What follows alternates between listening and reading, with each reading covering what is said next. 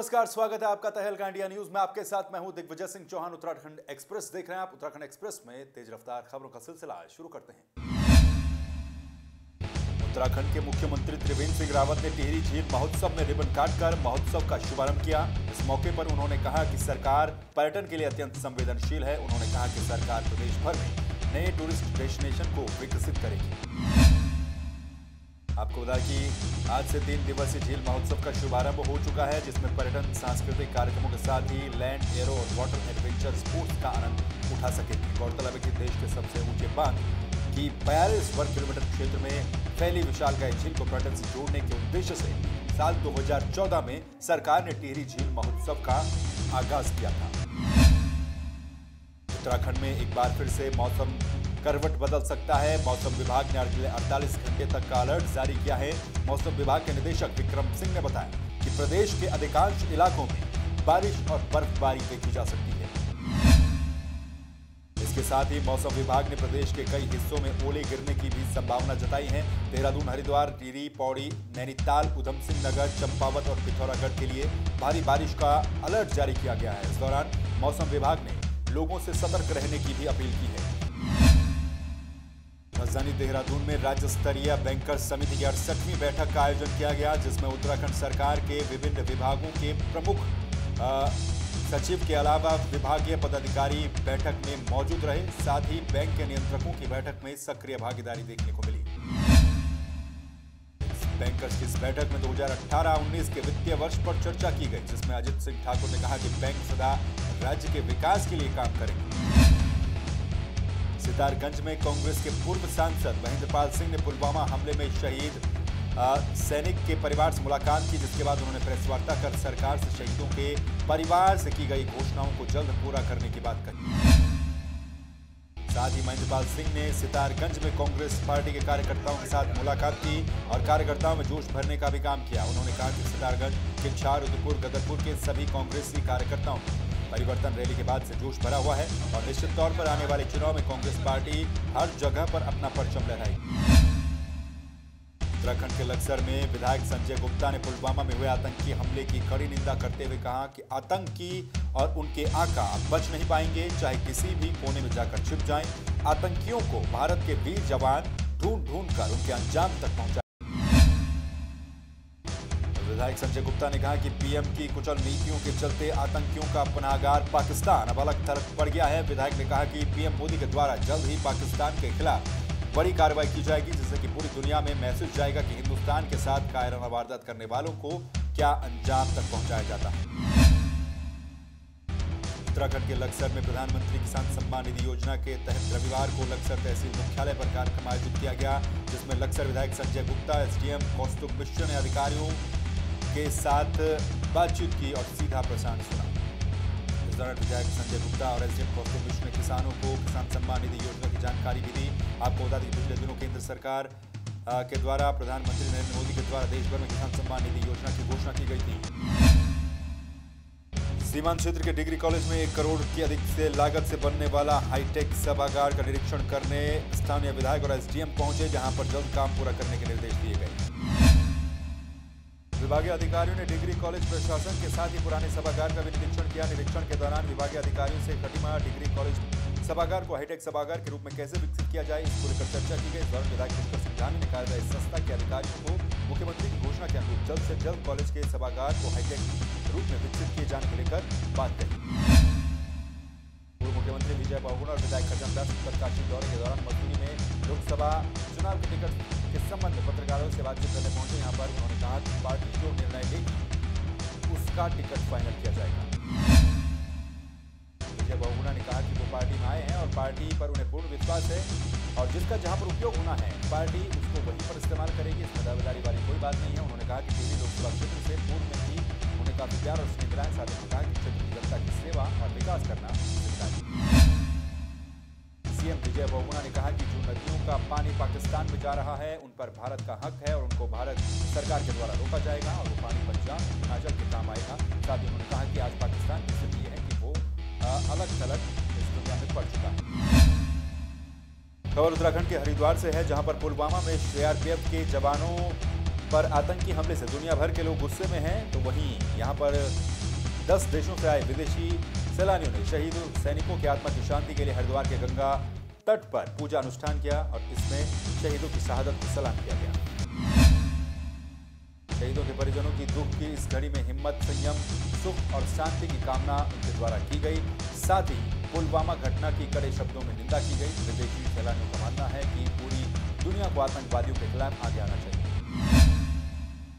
हरिद्वार में लगातार बढ़ते आतंकी हमले को लेकर शहीद होते जवानों की शहादत पर योग गुरु बाबा रामदेव भी खासे आहत नजर आ रहे हैं। बाबा रामदेव ने दो टूक कहा है कि देश में बिना क्रांति के शांति संभव नहीं है। उन्होंने प्रधानमंत्री मोदी से पाकिस्तान को करारा जवाब देने की भी अपील की।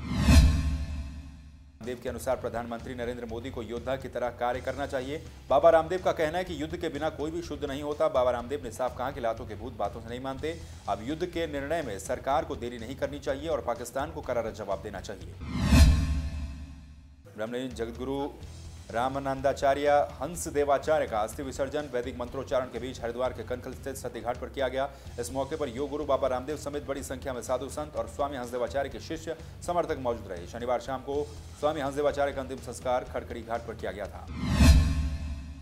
आपको बता दें कि योग गुरु बाबा रामदेव खड़खड़ी शमशान घाट पहुंचे और दिवंगत स्वामी हंसदेवाचार्य के अस्थि पुष्प एकत्र कर पैदल ही कनखल घाट से सती घाट पहुंचे। दिवंगत संत हंसदेवाचार्य के अस्थि पुष्प के दर्शन के लिए लोगों की भीड़ भी उमड़ पड़ी। पुलवामा आतंकी हमले के बाद से पाकिस्तान और आतंकवाद के खिलाफ जहां देश भर में गम और आक्रोश का माहौल है, वहीं उत्तराखंड से सटे यूपी के गांव मिरगरपुर में ग्रामीणों ने पाकिस्तान के खिलाफ हुंकार भरी है। ग्रामीणों ने इस मामले पर सरकार को एक बड़ा अल्टीमेटम तक दे डाला। ग्रामीणों ने दो टूक कहा है कि अगर 28 फरवरी तक सरकार ने पाकिस्तान पर हमला नहीं किया या फिर आतंकियों के खिलाफ कोई बड़ी कार्रवाई नहीं की तो फिर मिरगरपुर के गुज्जरों की बटालियन सीधे कश्मीर कूच करेगी और वहां पर सेना के साथ आतंकियों को भी निस्तनाबूद कर देगी। और उत्तराखंड एक्सप्रेस के इस बुलेटिन में फिलहाल यहां पर रुक रहे हैं एक छोटे से ब्रेक के लिए, लेकिन ब्रेक के उस पार भी तेज रफ्तार खबरों का सिलसिला जारी रहेगा।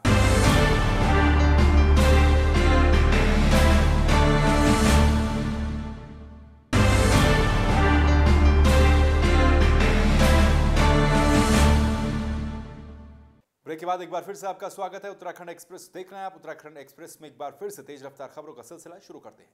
उत्तराखंड के देहरादून में किसानों को लाभ पहुंचाने के उद्देश्य से केंद्र सरकार की महत्वाकांक्षी किसान सम्मान निधि योजना का देवभूमि उत्तराखंड में भी शुभारंभ हो गया है। मुख्यमंत्री त्रिवेंद्र सिंह रावत ने कार्यक्रम में शिरकत की और इस दौरान उन्होंने दीप प्रज्वलित कर कार्यक्रम का शुभारंभ किया।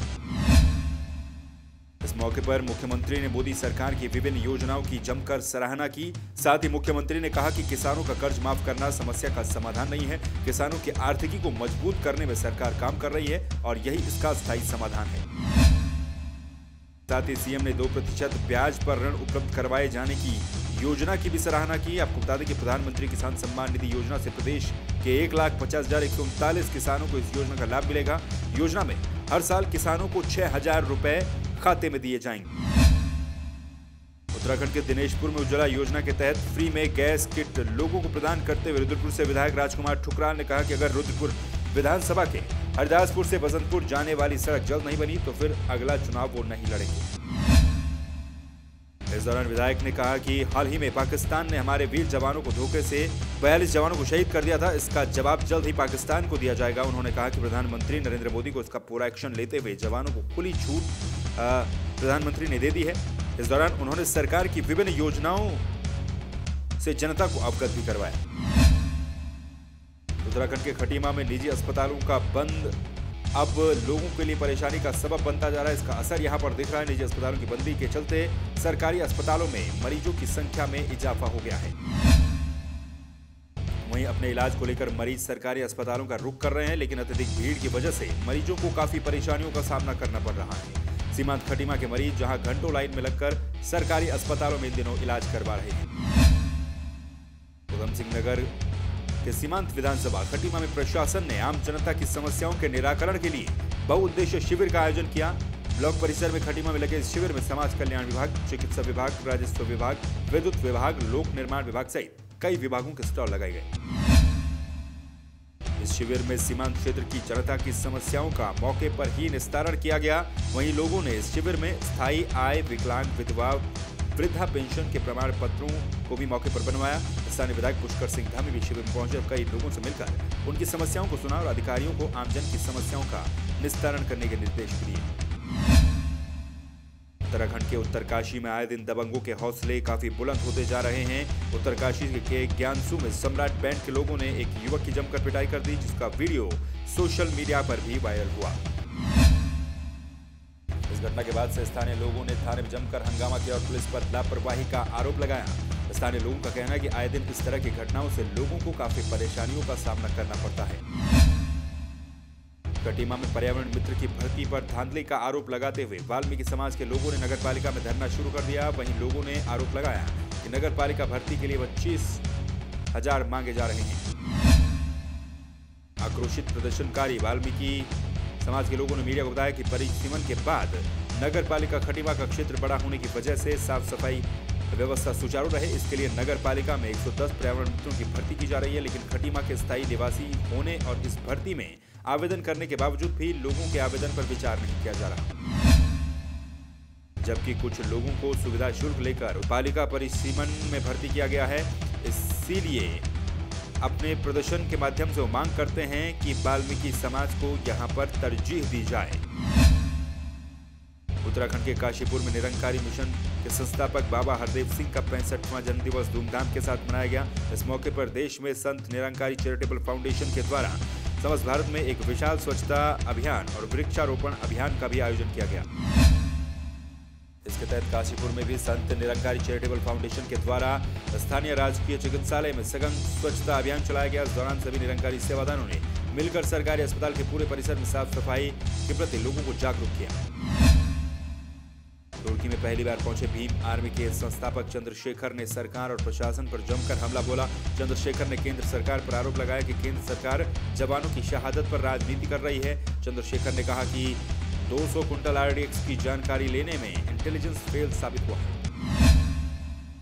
चंद्रशेखर ने रुड़की में जहरीली शराब कांड पर सीधे आरोप प्रदेश सरकार और प्रशासनिक अधिकारियों पर लगाया है। उन्होंने कहा कि सरकार की नजर में इंसान से ज्यादा कीमत गाय की होती है। यही वजह है कि मृतक परिवारों को 2 लाख रुपए मुआवजे की घोषणा की गई थी, लेकिन आज तक मुआवजा नहीं मिल पाया।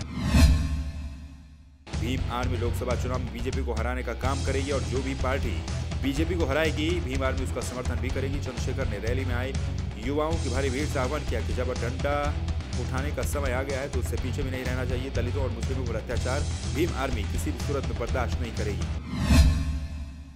उत्तराखंड के लक्सर में बकाया गन्ना मूल्य भुगतान को लेकर किसानों में एक बार फिर से आक्रोश पनप रहा है। इसी मसले पर किसानों ने एक बार फिर से गन्ना समिति में जमकर हंगामा किया। साथ ही किसानों ने चेतावनी भी दी कि अगर शीघ्र ही तमाम पुराना बकाया भुगतान जारी नहीं किया गया तो फिर एक बड़ा आंदोलन किया जाएगा। किसान लगातार भुगतान जारी किए जाने की मांग करते आए हैं। वहीं किसानों ने शुगर मिल प्रबंधक और प्रशासनिक अधिकारियों पर झूठ बोलकर किसानों को मूर्ख बनाने का आरोप लगाया। उत्तराखंड के चमोली में 2013 की आपदा के बाद से ही चमोली जनपद के ग्रामीण क्षेत्रों में भूस्खलन का खतरा अभी भी बना हुआ है। 5 साल बीत जाने के बाद भी ग्रामीण इस आपदा से उबर नहीं पाए, लिहाजा अभी भी ग्रामीणों की नींद पूरी हुई है। ग्रामीण क्षेत्रों में लगातार बारिश और बर्फबारी के चलते भूस्खलन हो रहा है। थोड़ी बारिश होने के बाद भूस्खलन शुरू हो जाता है। यहाँ पर रह रहे 50 परिवारों को भूस्खलन से खतरा बढ़ा हुआ है। जोशीमठ विकासखंड के कई गांव आज भी 2013 की आपदा के बाद सुरक्षा की दृष्टि से संवेदनशील माने जाते हैं। प्रशासन ने हालांकि इस और पुनर्निर्माण सहित सुरक्षा कार्य के दावे किए हैं, लेकिन जमीनी हकीकत पर वो दावे भी खरे उतरते हुए नजर नहीं आ रहे। और उत्तराखंड एक्सप्रेस के इस बुलेटिन फिलहाल के लिए बस इतना ही, लेकिन बाकी खबरों के लिए आप लगातार बने रहिए और देखते रहिए तहलका इंडिया न्यूज।